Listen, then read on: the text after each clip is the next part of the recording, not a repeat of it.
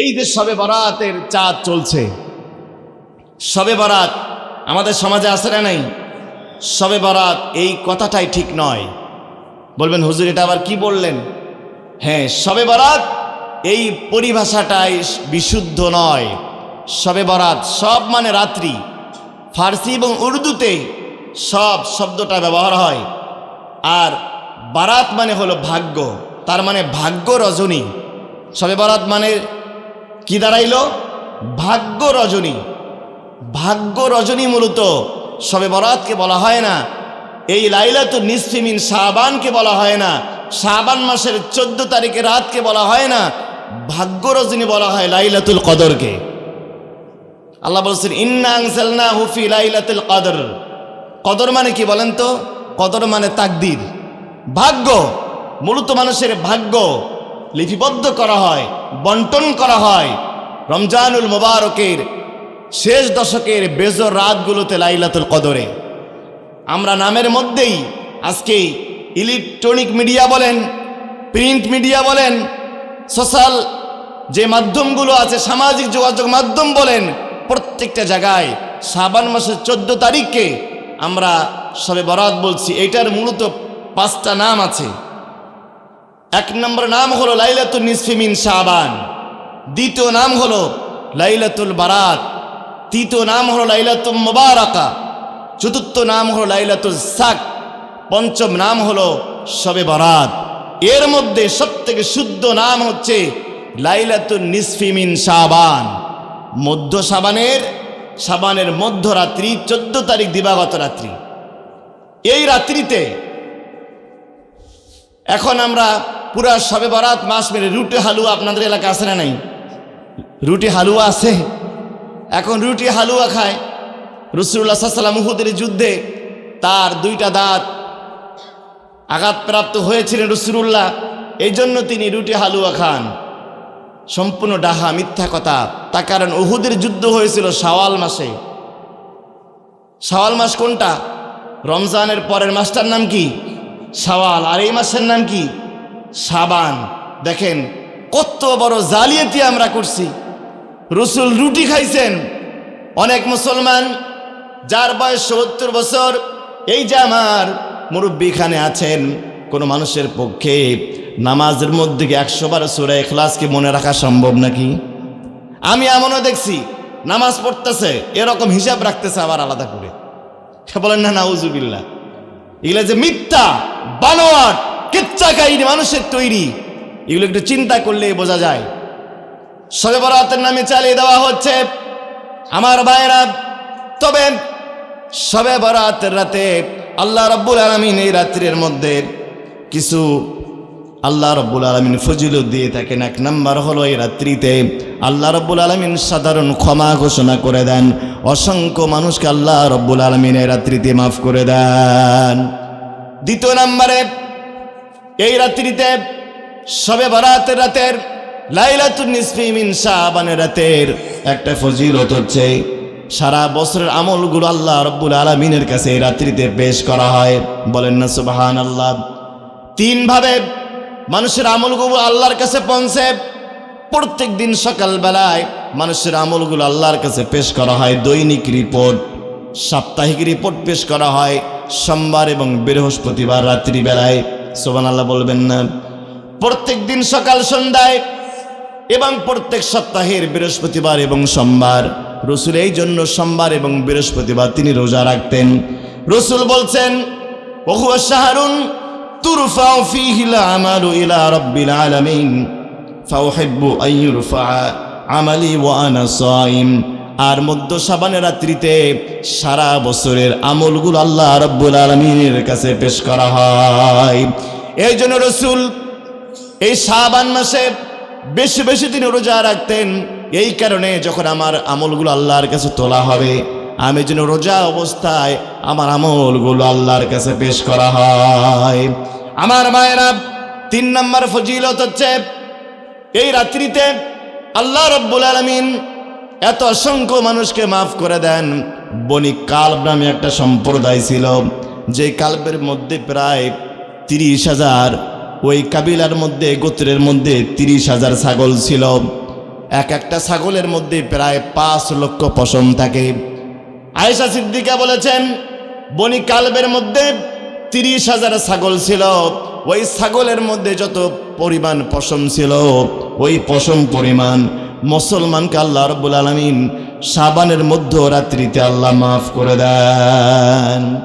30,000 ছাগল, আর এক একটা ছাগলের মধ্যেই প্রায় 5 লক্ষ পশম থাকে। এত পরিমাণ অগণিত বান্দাকে আল্লাহ মাফ করে দেন। আমার ভাইরা, তবে দুঃখের বিষয় হলো এই রাত্রিতে 10 প্রকার এমন ব্যক্তি আছে, শাবানের মধ্য রজনী লাইলাতুন নিসফি মিন শাবান, 10 প্রকার ব্যক্তি আল্লাহ রাব্বুল আলামিন এই রাত্রিতেও মাফ করেন না। এটা জানার দরকার আছে নাকি নাই? 1 নাম্বার হলো বিশ্বনবী বলছেন মুশরিকিন, যারা শিরিক করে, যারা আল্লাহর সাথে অংশীদার স্থাপন করে, আল্লাহ তাদেরকে মাফ করেন না। শিরিক মানে হলো মাজারে মান্নত করা, পীরের পায়ে সেজদা করা, এগুলো হলো ছোট শিরিক। সব থেকে বড় শিরিক হচ্ছে মানুষের তৈরি করা আইন মানা, আল্লাহর আইনের জায়গায় মানুষের তৈরি করা আইন দিয়ে রাষ্ট্র চালানো। সব থেকে বড় শিরিক হচ্ছে আল্লাহর আইনকে বাদ দিয়া মানুষের আইন মেনে চলা। এবার বলেন তো, বাংলাদেশে আল্লাহর আইন চলে নাকি মানুষের আইন চলে? কথা বলেন না কেন? মানুষের আইন চলে। বিশ্বাস করেন মুসলমান, কিয়ামতের দিন অনেক হাদিস সাহেবের আমলনামায় দেখা যাবে শিরিকের গুনাহ। হাদিস সাহেব বলবে, আল্লাহ আমি তো কোনোদিন মাজারে সেজদা করি নাই, পীরের পায়ে সেজদা করি নাই, আমি তো মাজারে মান্নত করি নাই, আমি কোনোদিন শিরিক করি নাই, আমার আমলনামায় শিরিকের গুনাহ আসলো কিভাবে? আল্লাহ বলবেন, হাদিস সাহেব তুমি কোনোদিন মাজারে মান্নত করে নাই, পীরের পায়ে সেজদা করে নাই, আমি জানি, ভালো করে জানি, কিন্তু আল্লাহর জমিনে আল্লাহর দিন কায়েম হয়ে যাক এইটা তুমি কোনোদিন চাও নাই, বরং তুমি আল্লাহর আইনের বিরোধিতা করেছিলা, এই কারণে তোমার আমলনামায় শিরকের গুনাহ লেখা হয়েছে। 2 নাম্বার, হিংসুক যারা, হিংসা যারা করে। আমার ভাইরা, অমুকের মেয়ে ভালো ডাক্তার হবে, অমুক 10 বিঘা জমি কিনতেছে, বাড়ি করতেছে, অমুকের ছেলেটা ভালো রেজাল্ট করতেছে, আর একজনের সহ্য হয় না, এরকম প্রতিবেশী আপনাদের এলাকায় আছে নাকি নাই? হিংসুককে আল্লাহ মাফ করেন না। 3 নম্বরে কাতিলুন নফস, যারা আত্মহত্যা করে মারা গেছে, গলায় ওড়না পেঁচায়া রেলের নিচে পড়ে বিষ পান করে যারা মারা গেছে, এরকম আত্মহত্যা যারা করেছে আল্লাহ তাদেরকেও মাফ করেন না, তাদেরকেও জাহান্নাম থেকে নাজাত করেন না। আমার ভাইরা, 4 নম্বরে আল্লাহ রাব্বুল আলামিন বাবা মার অবাধ্য সন্তান, যে সন্তান মা বাবাকে বুড়া বলে ডাকে আর শ্বশুর শাশুড়িকে আব্বু আম্মু বলে ডাকে, এরকম সন্তান তো মনে হয় হামিদপুরে নাই, আছে?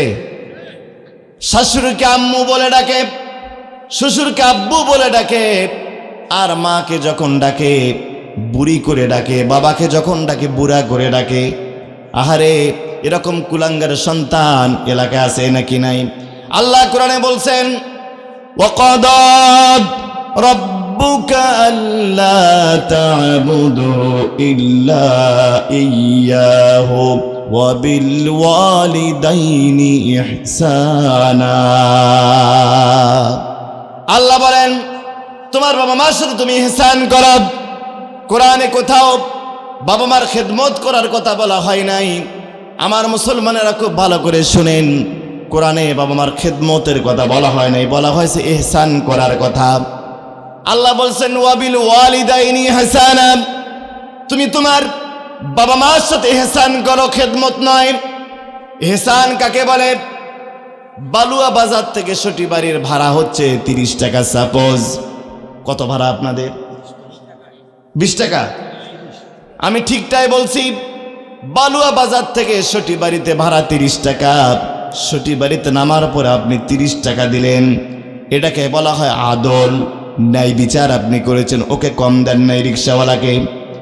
কিন্তু আল্লাহর একজন বান্দা বালুয়া বাজারে রিক্সায় উঠল, অটোতে উঠল, সিএনজিতে উঠল, সটি বাড়িতে নামার পরে সিএনজিওয়ালার প্রতি বড় দয়া হলো, লোকটা মুরব্বী, রিক্সাওয়ালা বড় মুরব্বী, বয়স হয়ে গেছে, দাদার মতো বয়স।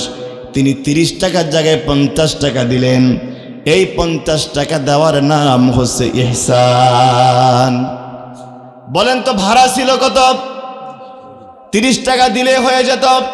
এই যে বাড়তি তিনি 20 টাকা দিলেন, 50 টাকা দিলেন, বেশি দিলেন 20 টাকা। এই 20 টাকা বেশি দেওয়ার নাম হলো ইহসান। আল্লাহ বুঝাইলেন, বান্দা, ও আমার বান্দা, তুমি তোমার মাকে বুড়ি বলতেছ।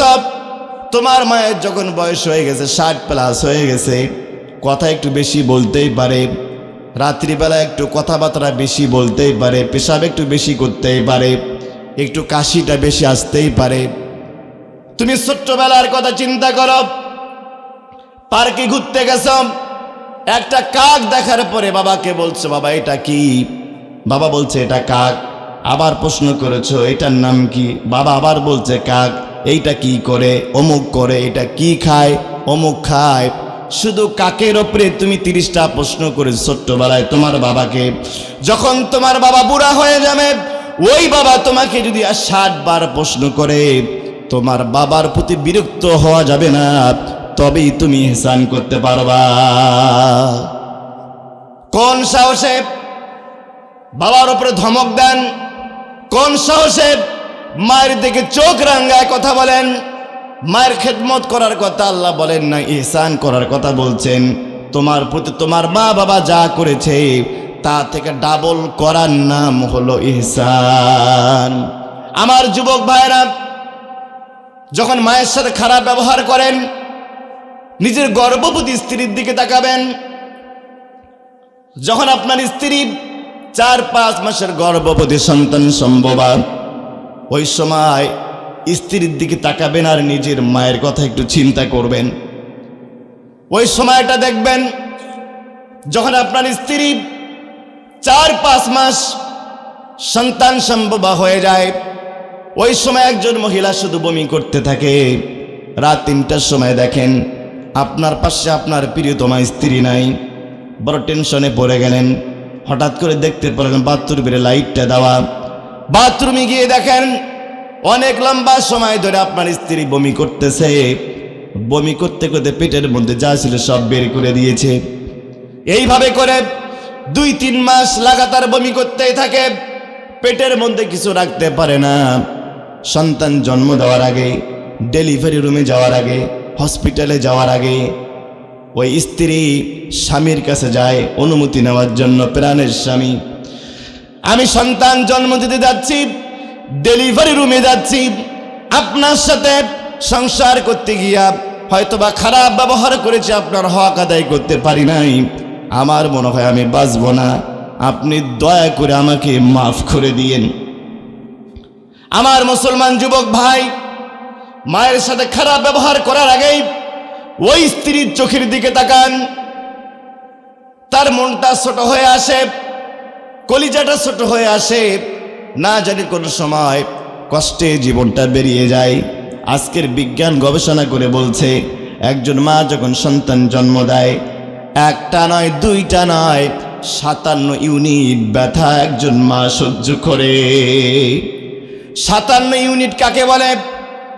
সটিবাড়িতে একটা মোটরসাইকেল অ্যাক্সিডেন্ট হলো, একজন মানুষের শরীর থেকে একসাথে 42টা হাড় যদি ভেঙে যায়, ওই লোকটা যত কষ্ট পায়, আপনাকে জন্ম দেওয়ার সময় আপনার মা তার থেকে বেশি কষ্ট পেয়েছে।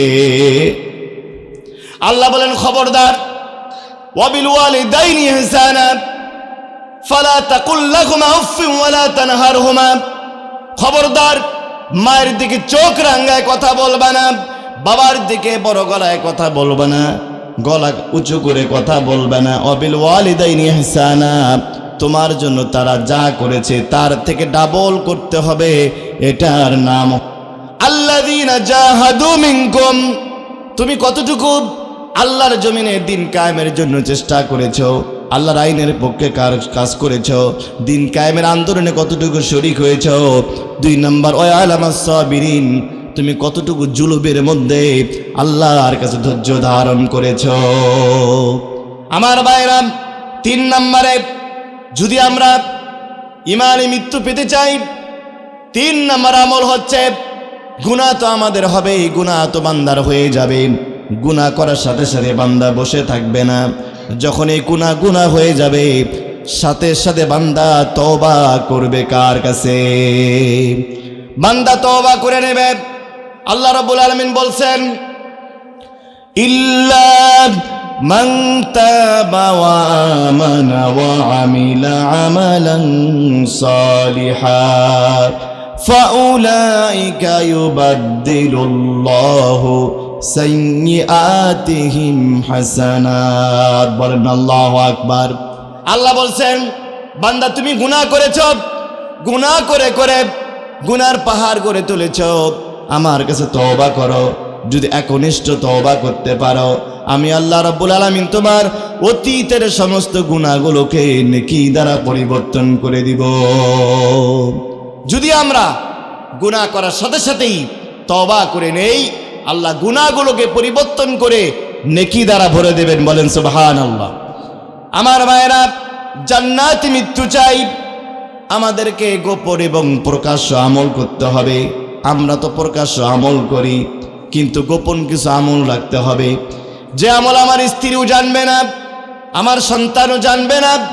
এমন কিছু আমল রাখতে হবে জীবনে, যেটা একমাত্র জানবেন কে? আমরা তো এমন তাহাজ্জুদ পড়লে পরের দিন মানুষকে না বললে পেটের ভাত হজম হয় না। কথা বলেন না কেন? এখন তো দেখবেন আমলের মৌসুম এসে গেছে, নেতারা 1 ওয়াক্ত নামাজ 2 বার করে পড়তেছে। কথা বলেন না কেন? এখন 1 নামাজ 2 বার করে পড়ে মানুষকে দেখানোর জন্য। বিশ্বাস করেন, এই আমল দিয়ে কাজ হবে না। গোপন আমল লাগবে ভাই বাঁচার জন্য, যে আমল মানুষের জন্য নয়, মানুষকে দেখানোর জন্য নয়, শুধুমাত্র কার জন্য হবে? আল্লাহর জন্য।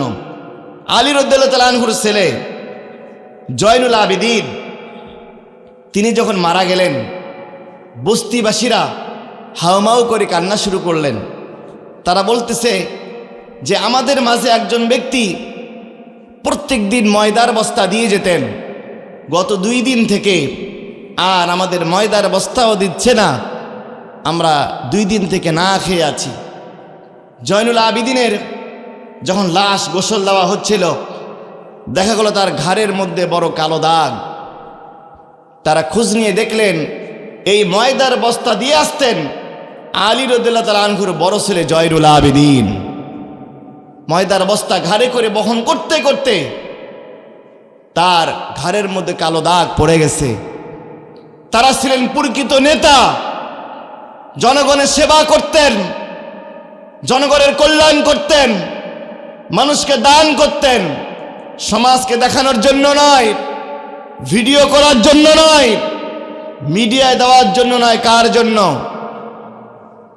এখন তো আমরা শুধু ভিডিও আর ভিডিও দেখানোর জন্য, আমি অনেক বড় দানশীল, আমি অনেক বড় নেতা, এলাকার মানুষের উপকার করার জন্য জীবন প্রাণ দিয়ে চেষ্টা করতেছি, অথচ নির্বাচনের পরে অনুবীক্ষণ যন্ত্র দিয়ে খুঁজেও তাদেরকে এলাকায় পাওয়া যায় না। এজন্য গোপন আমল রাখতে হবে। 5 নম্বরে আল্লাহর ব্যাপারে উত্তম ধারণা রাখতে হবে। অনেক মানুষ মনে করে আল্লাহ গফুরুর রহিম। আমার এক বন্ধু, একসাথে হাফেজ হয়েছি, এর কি করে বলছিল কিয়ামতের দিন বাঁচার একটা শর্টকাট রাস্তা আছে। কি রাস্তা? ওই বন্ধু দেখো, কোটি কোটি মানুষ আল্লাহ যখন বিচার শুরু করবে, আমি ফাঁস দিয়ে হঠাৎ করে জান্নাতে ঢুকে যাব। কতটা বড় শয়তান! আল্লাহর চোখ ফাঁকি দেওয়ার কোনো সুযোগ আছে ভাই? আল্লাহ বলছেন আল ঈমানু বাইনাল খাউফি ওয়ার রাজা। শুধু মনে করলে আমি আল্লাহ গফুরুর রহিম, গুনাহ করে গেলে আল্লাহ তো মাফ করবেন। আল্লাহ বলেন নাব্বি ইবাদি আন্নী আনাল গফুরুর রহিম। আমার হাবিব মানুষকে বলেন আমি গফুরুর রহিম, ওয়ান্না আযাবি হুয়াল আযাবুল আলীম। আমি যেরকম মাফ করতে জানি, শাস্তিও দিতে জানি। 6 নম্বর, যদি আমরা ঈমানে মৃত্যু পেতে চাই, জান্নাতে মৃত্যু পেতে চাই, তাহলে আল্লাহর ভয়, তাকওয়া অর্জন করতে হবে। কার ভয় থাকতে হবে অন্তরে? আল্লাহর ভয়। ইউনূস আলাইহিস সালাম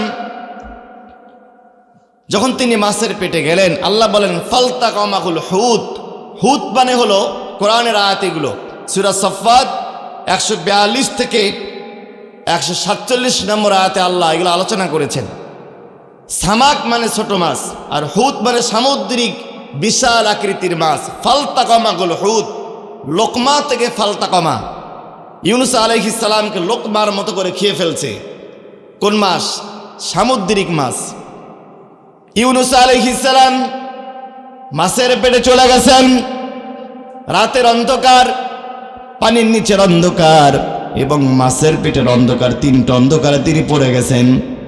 মাছের পেটে যাওয়ার পরে তিনি বসে থাকেন নাই। আল্লাহ বলছেন ফালাউলা আন্নাহু কানা মিনাল মুসাব্বিহিন। বলেন আল্লাহু আকবার। ইউনুস আলাইহিস সালাম, আল্লাহ বলেন যদি আমার ইউনুস নবী মাছের পেটে যাওয়ার পরে আমার ভয় তার অন্তরে না থাকতো, ইউনুস নবী যদি আমার তাসবিহ পাঠ না করত, লালা বিসাফি বাতরিহি ইলা ইয়াউমি ইউবাসুন, আমি তাকে কিয়ামত পর্যন্ত মাছের পেটে রেখে দিতাম যদি আমার তাসবিহ পাঠ না করত। ইউনুস আলাইহিস সালাম সেখানে তেলাওয়াত করা শুরু করলেন। ফানাদা ফিজ্জুলুমাতি আল্লা ইলাহা ইল্লা আনতা। জানেন না আপনারা? সবাই পড়েন লা ইলাহা ইল্লা আনতা সুবহানাকা ইন্নী কুনতু মিনাজ জালিমিন। আল্লাহ বলেন ইউনুস আলাইহিস সালাম মাছের পেটে গিয়া সে যখন তাসবিহ পাঠ করা শুরু করল, আল্লাহ বলেন আমি বলে দিলাম ফাস্তাজাবনা লাহু ওয়া নাজ্জাইনাহু মিনাল গাম্মি ওয়া কাযালিকা নুজিল মুমিনিন। আল্লাহ বলেন ইউনুস আলাইহিস সালামের মতো আমার কোন বান্দা যদি বিপদে পড়ার পরে নেতাকে নয়, পীর সাহেবকে নয়, অন্য কোনো মানুষকে নয়, আমি আল্লাহকে যদি স্মরণ করে, আমি আল্লাহর ভয় যদি রাখে, আমি আল্লাহ ইউনুসের মতো তাদেরকেও রক্ষা করে দিব। আমার ভাইয়েরা, 7 নম্বরে যদি আমরা ইমানে মৃত্যু পেতে চাই, 7 নম্বর আমলটা হচ্ছে মানুষের সমালোচনা নয়। হোস্টেলের মধ্যে, টঙ্গের মধ্যে, স্কুলে, কলেজে, মসজিদে, মাদ্রাসায়, বাড়িতে, আঙ্গিনায় মানুষের সমালোচনা করার আগে সমালোচনা করতে হবে নিজের। কথা বলেন না কেন? ওমর বিন খাত্তাব সারাদিন কাজকর্ম শেষে রাষ্ট্রীয় দায়িত্ব পালন করার পর সন্ধ্যাবেলায় একটা চাবুক হাতের মধ্যে নিতেন, আর চাবুক নিয়ে নিজের পায়ে আঘাত করতেন, আর বলতেন হে ওমরের পা, আমাকে হিসাব দাও, আজকে তুমি কোথায় কোথায় গিয়েছিলা, হিসাব দাও, তুমি কতগুলো ভালো কাজ করেছো আর কতগুলো খারাপ কাজ তোমার দ্বারাই হয়েছে। ওমর বিন খাত্তাব, অথচ রাসূল বলছেন আল ওমর ফিল জান্নাহ, ওমর বেশক বিনা হিসাবে জান্নাতি। আবু বকর বলতেন আল্লাহ তুমি যদি আমাকে গাছের পাতা বানাইতা, আমি তো দুনিয়ার জীবনটাই শেষ হয়ে যেত, তুমি আমাকে মানুষ বানাইছো, কিয়ামতের দিন আমি কি জবাব দিব?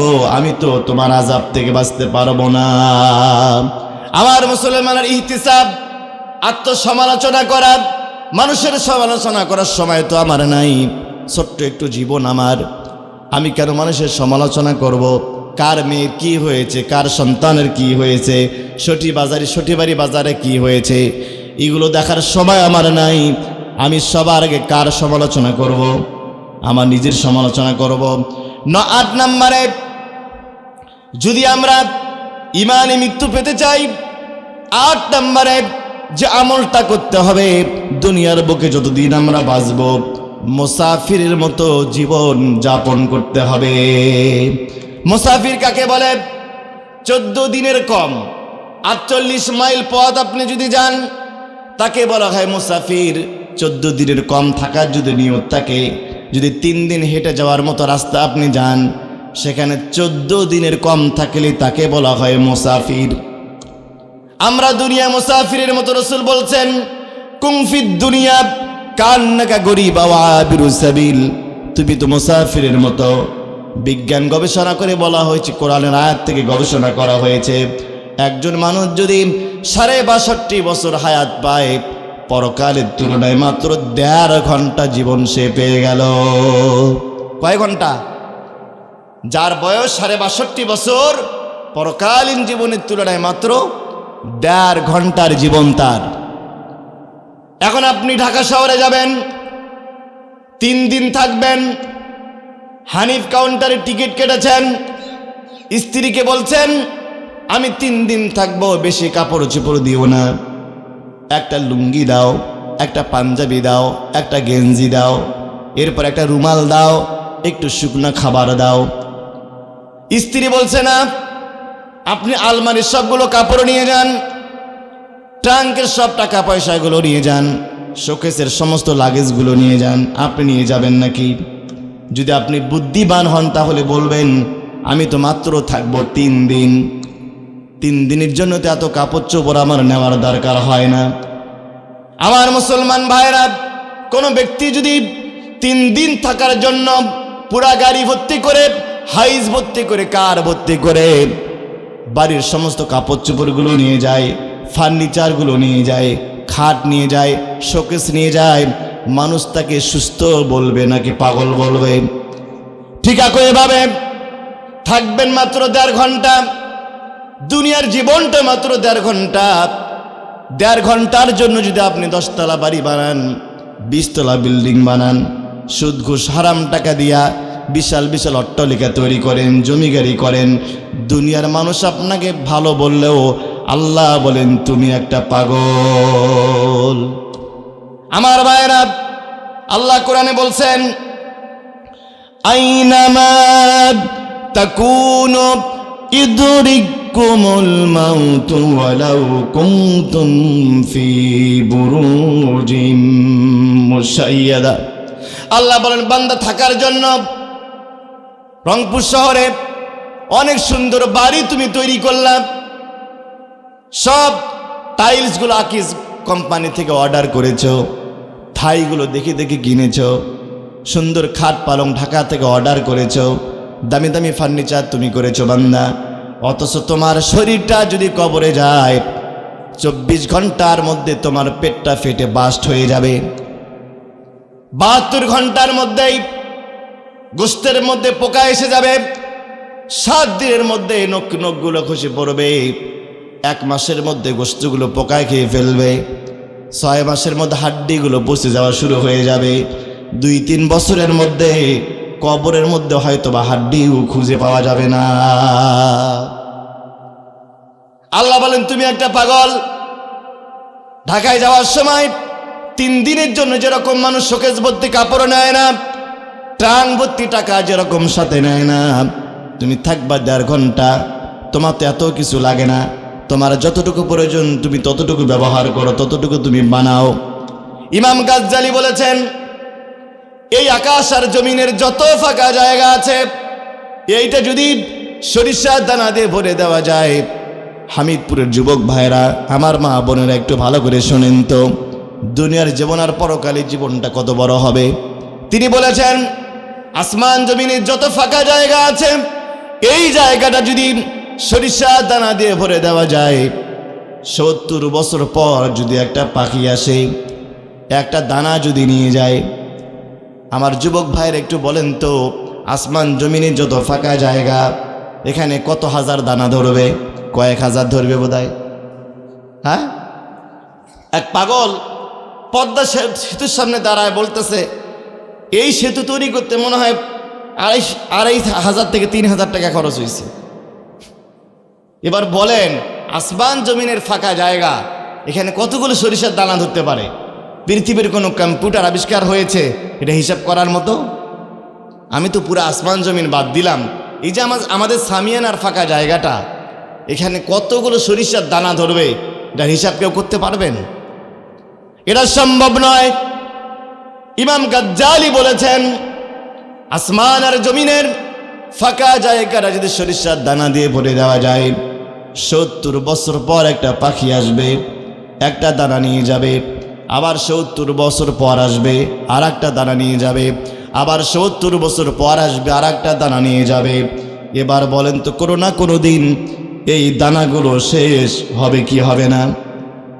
একদিন কিন্তু শেষ হবে। কত হাজার কোটি বছর পরে গিয়া, কত মিলিয়ন ট্রিলিয়ন অক্টেলিয়ন বছর পরে শেষ হবে, দুনিয়ার কোনো মানুষ জানে না, কিন্তু একদিন শেষ হবে ঠিকই। এই দানাগুলো শেষ হবে, কিন্তু মানুষের পরকালীন জীবন কোনোদিন আর শেষ হবে না।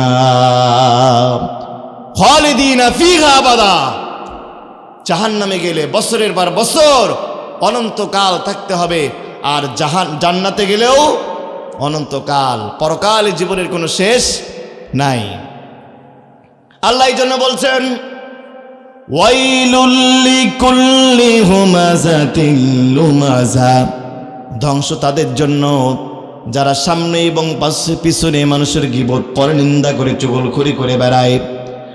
আল্লাযী জামাআ মালান ওয়া আদ্দাদা, পটল বিক্রি করে, ধান বিক্রি করে, সরিষা বিক্রি করে, আলু বিক্রি করে, চাকরির টাকা জমায়, আর প্রতি মাসে মাসে গণে, ব্যাংকের মধ্যে টাকা জমায়, আর ম্যানেজারকে ফোন দেয়, ম্যানেজার সাহেব দেখেন তো আমার অ্যাকাউন্টে কত কোটি টাকা আছে, ইন্টারেস্ট কত টাকা আসলো, আমার মেয়ের অ্যাকাউন্টে কত, আমার অ্যাকাউন্টে কত, আমার ছেলের অ্যাকাউন্টে কত, আমার স্ত্রীর অ্যাকাউন্টে কত।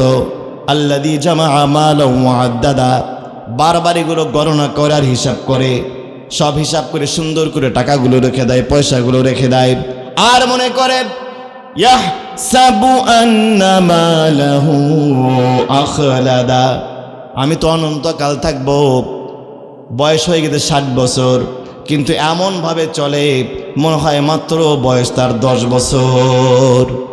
এরকম লোক আছে না নাই? মনে রাখে, মনে করে, এমনভাবে জীবনযাপন করে মনে হয় মরবেই না। আল্লাহ বলেন কাল্লা লা ইউনবাযান্না ফিল হুতামা, কখনো নয় বান্দা, টাকা তোমাকে অমর করতে পারে না, টাকা তোমাকে স্থায়ী করতে পারে না, তুমি তো হুতামা জাহান্নামে নিক্ষিপ্ত হবা। আল্লাহ প্রশ্ন করলেন ওয়ামা আদরাকা মাল হুতামা, বান্দা তুমি কি জানো হুতামা জিনিসটা কি, এটা কেমন জাহান্নাম? আল্লাহ নিজে উত্তর দিচ্ছেন আল্লাতী তাত্তালিউ আলাল আফইদা নারুল্লাহিল মুকাদা, এটা হচ্ছে আল্লাহর একটা আগুন, নারুল্লাহিল মুকাদা, আল্লাহর প্রজ্বলিত একটা আগুন। আল্লাতী তাত্তালিউ আলাল আফইদা, দুনিয়ার আগুন, চামড়া পড়লে মানুষ মরে যায়, শরীরের মধ্যে লাগলে মরে যায়, মানুষের কলিজা পর্যন্ত আগুন যেতে পারে না, তার আগেই মানুষ মারা যায় কি যায় না? আগুন লাগলে শরীরের মাত্র 70 ভাগ পুড়ে গেলে মানুষ আর বাঁচতে পারে না, 80 ভাগ পুড়ে গেলে বাঁচতে পারে না। অথচ আল্লাহ বলেছেন তাত্তালিউ আলাল আফইদা, জাহান্নামের আগুন কলিজা পর্যন্ত পুড়ে ফেলবে, কিন্তু বান্দার মৃত্যু কোনোদিন হবে না।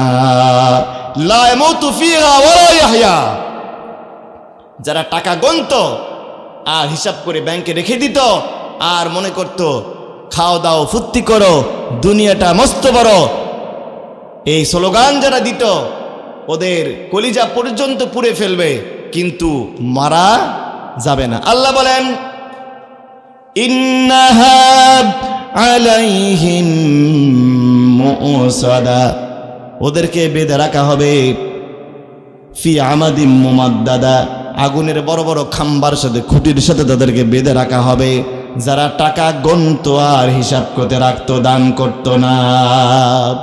আমার ভাইয়েরা, 9 নম্বরে যদি আমরা ইমানে মৃত্যু পেতে চাই, যদি আল্লাহর কাছে একটা জান্নাতে মৃত্যু পেতে চাই, তাহলে 9 নম্বরে যে কাজটা করতে হবে, ভালো মানুষদের সাথে, আলেমদের সাথে, কোরআন ওয়ালাদের সাথে থাকার দরকার আছে নাকি নাই? কারা কারা থাকবো 2 হাত তোলেন তো দেখি। নারায়ে তাকবীর, নারায়ে তাকবীর।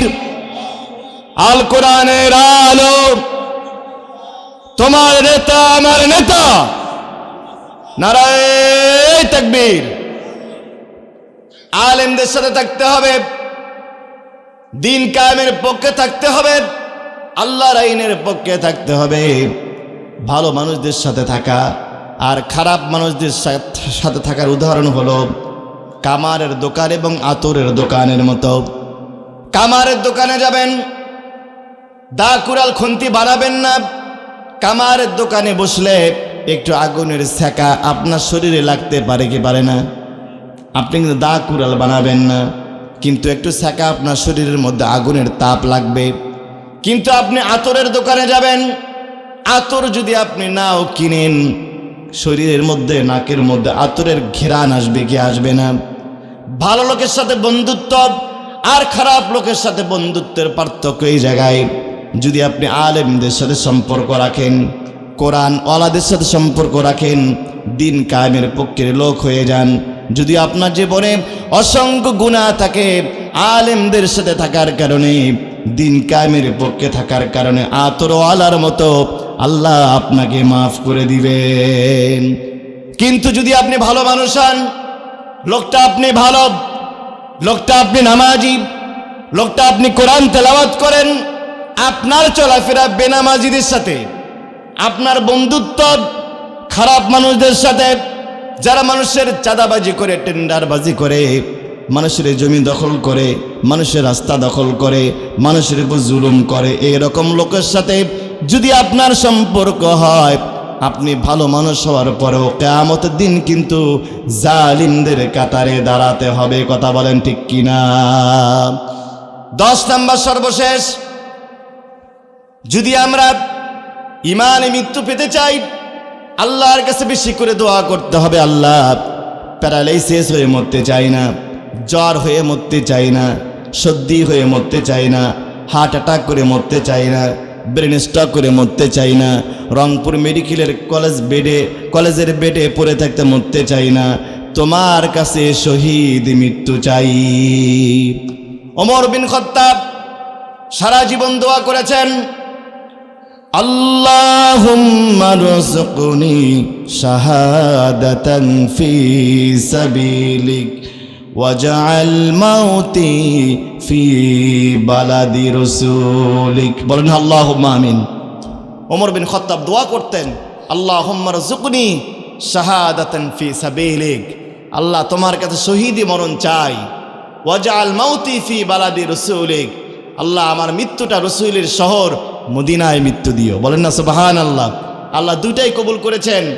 ফজরের নামাজের সময় আল্লাহু আকবার বলে ওমর নামাজে দাঁড়িয়েছেন, পেছন দিক থেকে আবু লুলু আল মাজুসি এসে তার পেটের মধ্যে ছুরিকাঘাত করেছে, নারী ভুঁড়ি পেট থেকে বেরিয়ে গেছে। ওমর বিন খাত্তাব এক হাত দিয়ে নারী ভুঁড়িগুলো ধরেছেন, কিন্তু নামাজটা ছেড়ে দেন নাই। যখন দেখতেছেন শরীরের সমস্ত রক্ত পড়ে যাচ্ছে, পিছনে গিয়া আব্দুর রহমান বিন আউফ ছিলেন তার পিছনেই, তাকে ডান হাত দিয়েই ইমামের জায়গায় দাঁড় করিয়ে বলছেন, আসল্লাইতুমুন নাস, হে আল্লাহর বান্দারা, আমি যে নামাজটা শুরু করেছিলাম তোমরা সে নামাজটা শেষ করেছো কিনা? আল্লাহু আকবার বলবেন না? যখন তিনি জ্ঞান হারালেন, জ্ঞান ফেরত পাওয়ার পর সবাইকে বলতেছেন, মেয়ের কথা বললেন না, ছেলের কথা বললেন না, পরিবারের কথা বললেন না, বললেন আসল্লাইতুম, আমি যে নামাজটা শুরু করেছিলাম এই নামাজটা কি তোমরা শেষ করেছো কিনা?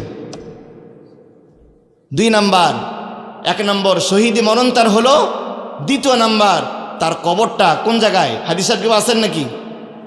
রসুলের পাশেই তার 2 জন সাহাবী ঘুমিয়ে আছেন, এক পাশে আবু বকর আর এক পাশে ওমর। এরকম একটা সুন্দর মৃত্যু আমরা চাই কি চাই না ভাই? আমরা চাই।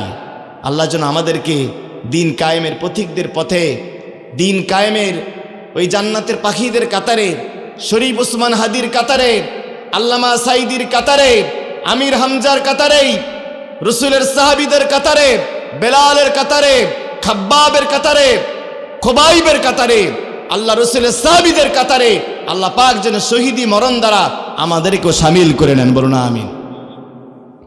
এই 10টা গুণ যদি আমাদের মধ্যে থাকে, তার মৃত্যুর সময় আল্লাহ রাব্বুল আলামিন তার কাছে জান্নাতের ফেরেশতা পাঠায় দেন। সুবহানাল্লাহ বলবেন না? ওই ফেরেশতা এসে বলে, আল্লাযীনা তাতাওয়াফফাহুমুল মালাইকাতু তাইয়্যিবিন। আসমান থেকে রহমতের ফেরেশতারা আসে ওই বান্দার পবিত্র অবস্থায়।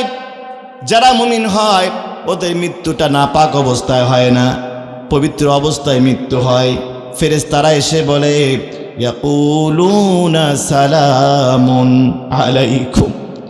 ওই ফেরেশতারা বলে সালামুন আলাইকুম, ও আল্লাহর বান্দা, সারা জীবন কষ্ট করে জীবন যাপন করেছ, হারাম খাও নাই, হারামের সাথে সম্পর্ক রাখো নাই, আল্লাহর সাথে ছিলা, দিন কায়েমের সাথে ছিলা। আল্লাহর পক্ষ থেকে তোমার উপর রহমত আর শান্তির বর্ষিত হোক। ওরা বলে উদখুলুল জান্নাতা বিমা কুনতুম তা'মালুন। ওই বান্দা আজরাইলকে দেখার পরে কলিজাটা কেঁপে ওঠে। আজরাইল দেখার পরে যেন বান্দা ভয় না করে, ওই জন্য ওই মৃত্যু ব্যক্তিকে, ইমানদার ব্যক্তিকে জান্নাতের ফটোকপি তার সামনে তুলে ধরা হয়। সুবহানাল্লাহ বলবেন না? তুলে ধরে বলা হয় উদখুলুল জান্নাহ, এই যে জান্নাত দেখো। আজরাইলকে দেখে ভয় করো না, মৃত্যুকে ভয় করো না।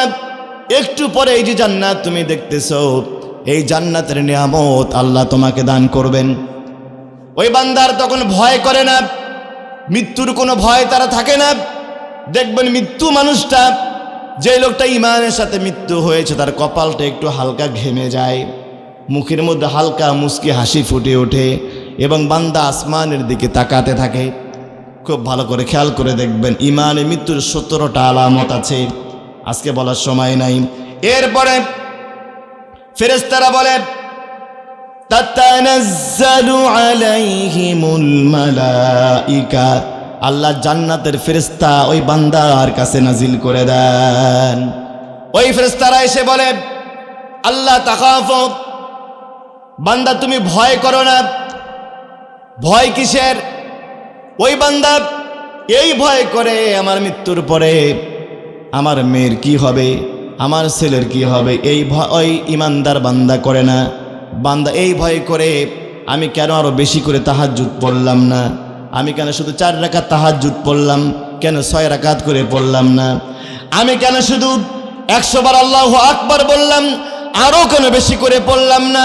ওই বান্দা আফসোস করতে থাকে আর বলতে থাকে আমি যদি আরো বেশি করে পড়তাম আমার জান্নাতটা আরো বেশি বড় হতো। এরপরে তারা বলে আল্লাহ তাখাফু ওয়ালা তাহজানু, বান্দা তুমি টেনশন করো না, আমরা তোমার দুনিয়াতেও বন্ধু হব, পরকালেও তোমার বন্ধু হিসাবে থেকে যাব। নাহানু আউলিয়াউকুম ফিদ দুনিয়া ফিল হায়াতিদ দুনিয়া ওয়া ফিল আখিরাহ, দুনিয়া আমরা তোমার সাথে আছি, পরকালও তোমার সাথে থাকব। এরপরে তারা বলে নুজুলাম মিন গফুরির রহিম, আল্লাহর পক্ষ থেকে তোমার জন্য রয়েছে সুন্দর মেহমানদারি, তোমার জন্য আপ্যায়ন রয়েছে। এটা হলো যদি এই 10টা আলামত নিয়ে 10টা কাজ করে যদি আমরা ইমানটা ধরে রাখতে পারি, তাহলে আমাদের মৃত্যুর সময় এই সুন্দর সুন্দর নিয়ামতগুলো আল্লাহ আমাদের দান করবেন। এই নিয়ামতগুলো আমরা মৃত্যুর সময় চাই কি চাই না ভাই? চাই।